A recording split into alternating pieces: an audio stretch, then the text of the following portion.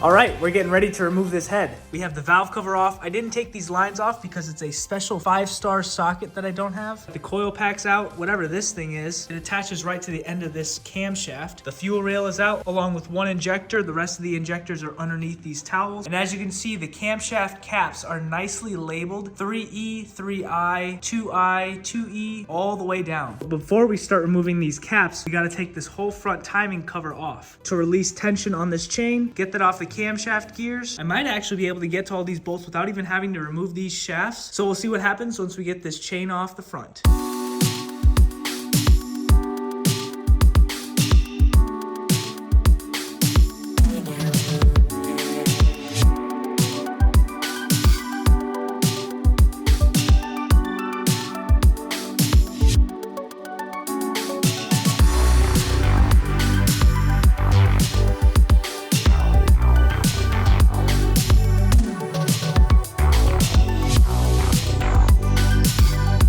Oddly dark for 1900 miles.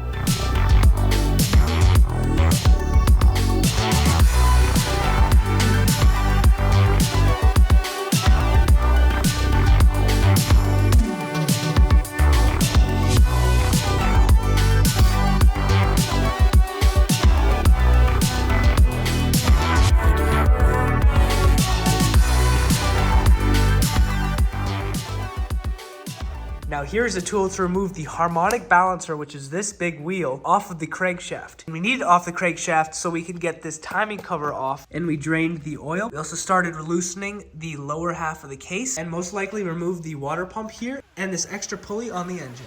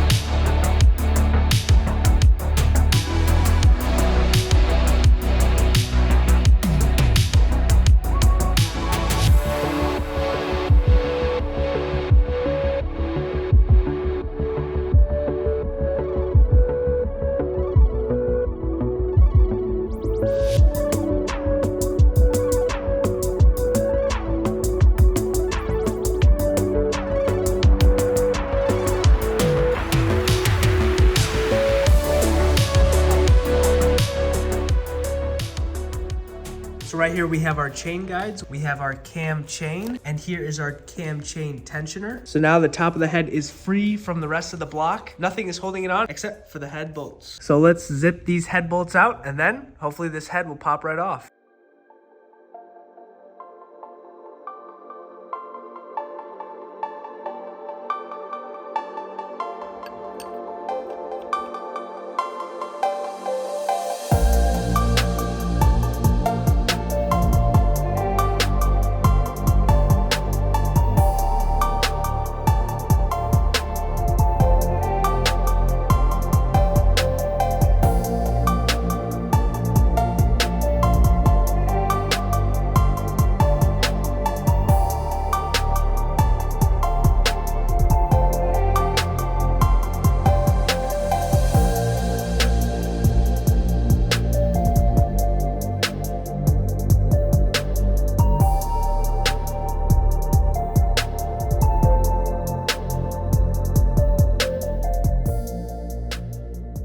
So here is the main block. Here's all four of the tops of the pistons. And this, I believe, is the oil pump. Even though these head bolts seem like really quality bolts, they are only one-time use along with this head gasket. So that is what we picked up in this box right here, a brand new head gasket set along with the oil filter and a new pulley. But Like you guys saw earlier, I did break the harmonic balancer because I didn't have the tool lined up perfectly on the crankshaft, and it just broke the harmonic balancer right off. This centerpiece is just a little bit too wide to fit directly in the center of the harmonic balancer. And next, we need to remove those old pistons and rods and wait for our forged pistons and rods, which will be way tougher. Plus, we need to get working on this framework. I'm really happy with the progress we've gotten to so far, so we'll catch you guys in the next one. See ya.